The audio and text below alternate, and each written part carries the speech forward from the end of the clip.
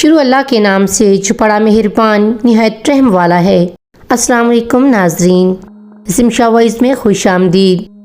یہ کہانی جو میں آج آپ سب کو سنانے جا رہا ہوں، یہ میرے سگے پھوپھا جان کی کہانی ہے اور مجھے میرے ابو نے سنائی ہے۔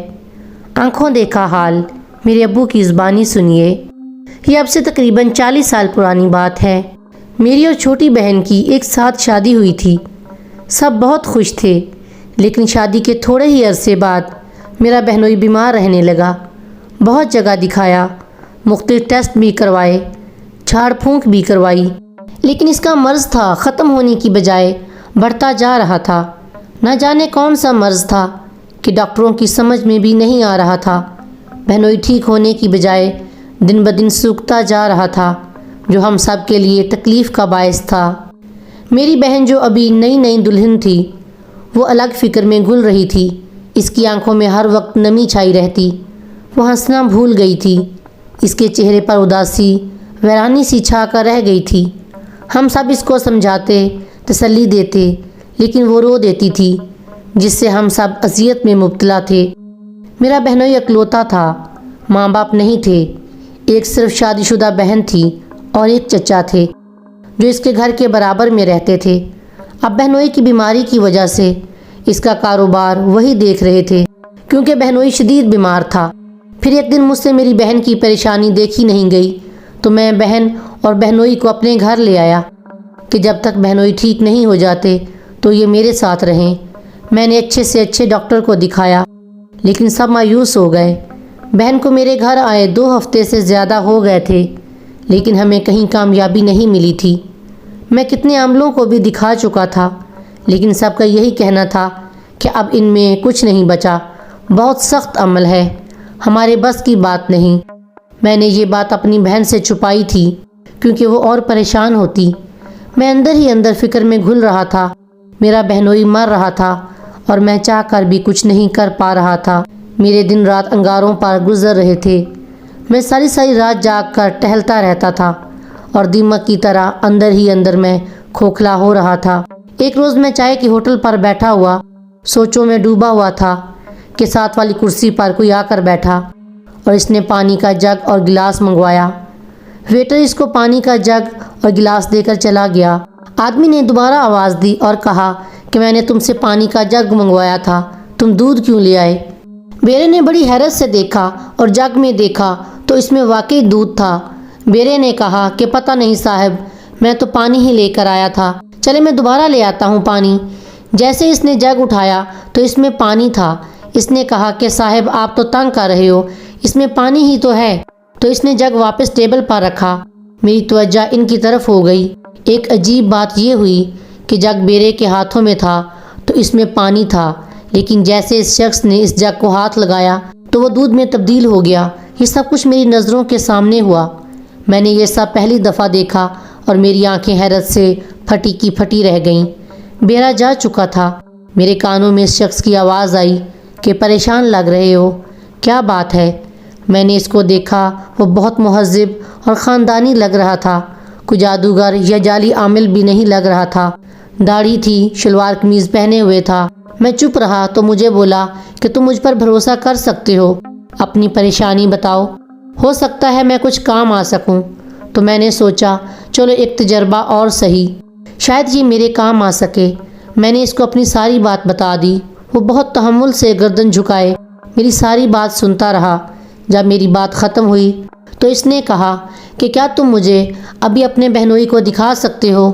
میں نے کہا کیوں نہیں، وہ میرے ہی گھر پر ہے اور میں چاہتا ہوں کہ جلد از جلد علاج شروع ہو جائے۔ مجھے امید نہیں تھی کہ وہ ابھی میرے ساتھ چلنے پر راضی ہو جائیں گے، کیونکہ رات کافی ہو چکی تھی۔ انہوں نے کہا کہ چلو، اور میں ان کو لے کر گھر آ گیا۔ گھر آ کر میں نے اپنی امی، بیوی اور بہن کو دوسرے کمرے میں بھیجا اور میں نے عامل صاحب کو اندر بلایا۔ انہوں نے میرے بہنوئی کو دیکھا، تھوڑی دیر حساب کتاب کیا۔ ان کے چہرے پر پریشانی آ گئی۔ انہوں نے کہا جلدی سے انگیٹھی پر سرسوں کا تیل گرم کرو۔ میں نے فوراً حکم کی تعمیل کی اور ایک کڑھائی میں تیل گرم ہونے رکھ دیا۔ جب تیل کھولنے لگا تو عامل صاحب نے تازہ وضو کیا اور کچھ پڑھتے ہوئے اپنا گیلا پیر اس کھولتے ہوئے تیل میں ڈال دیا۔ میں کام کر رہ گیا کیونکہ کوئی عام آدمی اس کھولتے تیل میں اپنی انگلی بھی نہیں ڈال سکتا تھا۔ تھوڑی سی چھن کی آواز آئی اور چند لمحوں بعد انہوں نے اپنا پیر واپس نکال لیا۔ پیر بالکل صحیح تھا، جیسے کچھ ہوا ہی نہیں۔ پیر صاف کر کے انہوں نے مجھے کہا کہ دیکھو تمہارے بہنوئی پر زبردست کالا جادو کروایا گیا ہے، جس کی مدت اب ختم ہونے والی ہے، یعنی تمہارے بہنوئی کے پاس اب وقت نہیں ہے۔ تو میں نے کہا یعنی کوئی میرے بہنوئی کو مروانا چاہتا ہے، لیکن کون؟ کس کو میرے بہنوئی سے تکلیف ہے؟ انہوں نے کہا دیکھو تمہارے بہنوئی کا کوئی عزیز ہے، مرد ہے جو تمہارے بہنوئی کی جان لینے کے پیچھے پڑا ہوا ہے۔ اب یہ تو تمہیں بہتر معلوم ہوگا کہ تمہارے بہنوئی کے مرنے سے کس کو فائدہ ہوگا۔ میں نے کہا لیکن میرے بہنوئی کی تو صرف ایک بہن ہے، بیوہ، جس کی 2 بیٹیاں ہیں۔ ان کی کفالت بھی میرے بہنوئی کے کاروبار سے ہوتی ہے۔ ہاں ایک چچا ہے، وہ بہت نیک انسان ہے، آج کل بہنوئی کا کاروبار وہی دیکھ رہے ہیں۔ انہوں نے کہا کہ آج کل نیکی بدی کو کون دیکھتا ہے، دولت اتنی بری شے ہے کہ بھائی بھائی کا دشمن بنا ہوا ہے۔ اور تم چچا کی بات کرتے ہو، تم نے بتایا کہ تمہارا بہنوئی اکلوتا ہے، یعنی اپنے چچا کا اکلوتا بھتیجا ہے، یعنی ان کے بھائی کی جائیداد کا وارث ہے۔ تو پھر وہ کیوں چاہیں گے کہ یہ زندہ رہے اور جائیداد پر عیش کرے؟ وہ تو سب کچھ ہتھیانا چاہیں گے۔ مجھے ہضم نہیں ہو رہی تھی یہ بات۔ میں نے کہا پھر بھی کوئی دولت کے لیے اتنا کیسے گر سکتا ہے کہ اپنے ہی خون کی جان لینا چاہے؟ عامل صاحب نے کہا اس کو چھوڑو، ہم تمہیں شکل دکھا دیں گے، تم خود پہچان لینا۔ فی الحال کام کی بات کرتے ہیں، تم ہم میں کیا نذرانہ دے سکتے ہو اپنے بہنوئی کے علاج کے لیے؟ اس سے پہلے ہماری چند باتیں سن لو۔ ہم اصلی سید ہیں اور خاندانی عمل ہے، ہمارے بزرگوں نے ہمیں بخشا ہے۔ یہ عمل جو ہم کرنے جا رہے ہیں یہ صرف ضرورت کے تحت سال میں 1 یا 2 بار سے زیادہ نہیں کرتے۔ دوسری بات یہ کہ تمہارے بہنوئی پر بہت سخت موت کی ہانڈی کا عمل کروایا گیا ہے، جس سے موت یقینی ہوتی ہے اور تمہارے بہنوئی کی مدت تقریباً ختم ہونے والی ہے۔ کوئی بھی عامل اس کام میں ہاتھ نہیں ڈالے گا، بہت سخت عمل ہے۔ آپ بتاؤ۔ میں نے ان کے سامنے ہاتھ جوڑ دیے۔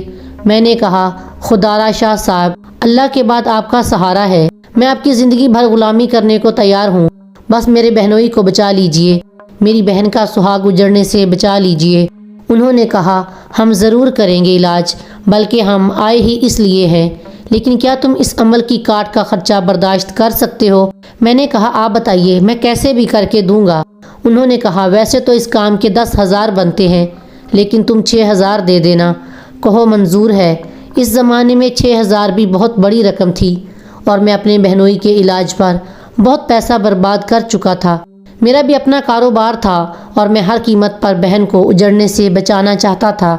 میں نے حامی بھر لی۔ میں نے کہا جی شاہ صاحب، مجھے منظور ہے۔ شاہ صاحب نے کہا تو پھر سنو، یہ جو ابھی ہم نے تیل تیار کیا ہے، یہ آج رات سے ہی اس تیل کی مالش شروع کر دو۔ یاد رہے مالش پورے جسم پر کرنی ہے اور روزانہ کرنی ہے۔ اب ہم چلتے ہیں، باقی کام پرسوں کریں گے، انشاءاللہ امید ہے کامیابی ہوگی۔ وہ چلے گئے۔ میں نے گھر میں آ کر خواتین کو ساری بات بتائی، ان کو تسلی دی کہ اب جلدی دولہا بھائی ٹھیک ہو جائیں گے۔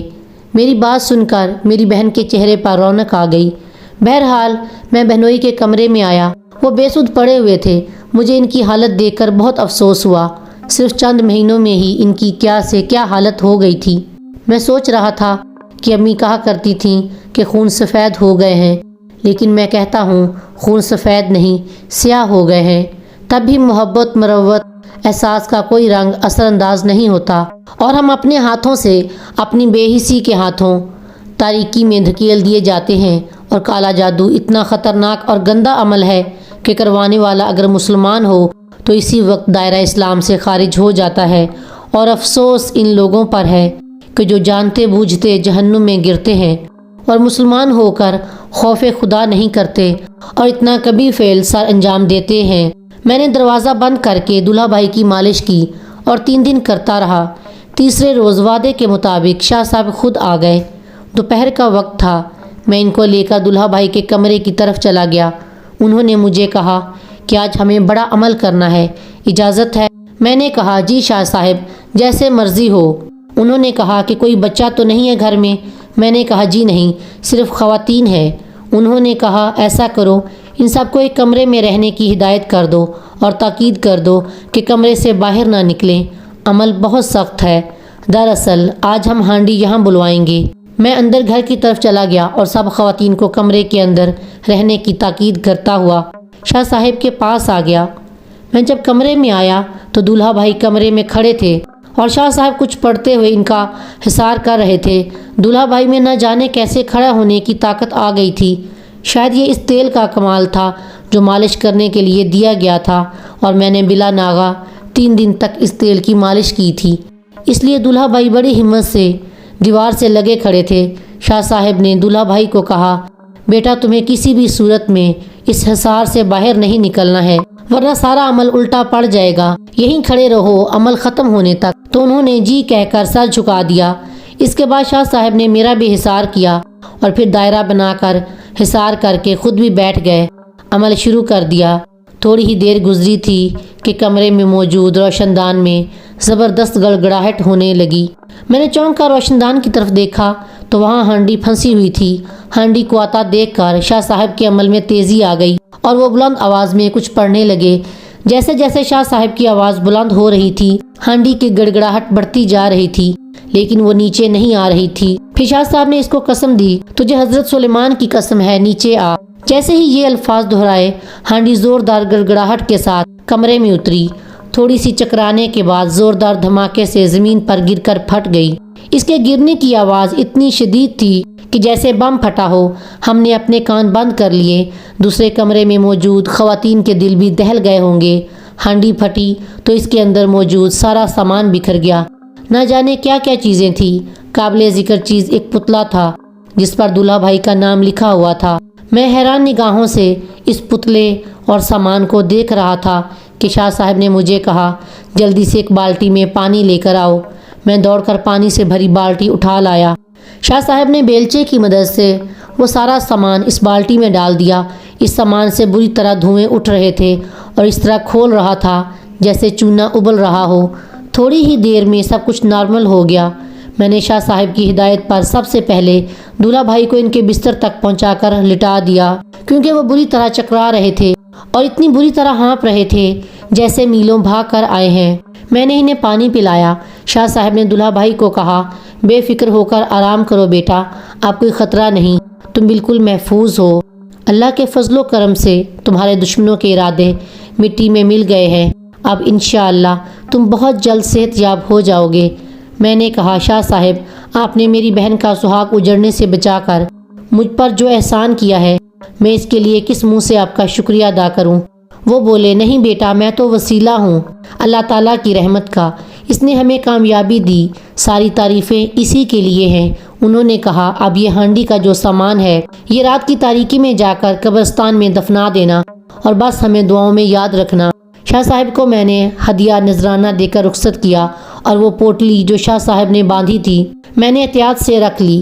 گھر کے سب افراد نے سجدہ شکر ادا کیا کہ اس پاک پروردگار نے شاہ صاحب کو ہمارے لیے وسیلہ بنا کر بھیجا، ورنہ اس موت کی ہانڈی کی مدت ختم ہونے میں چند دن باقی تھے۔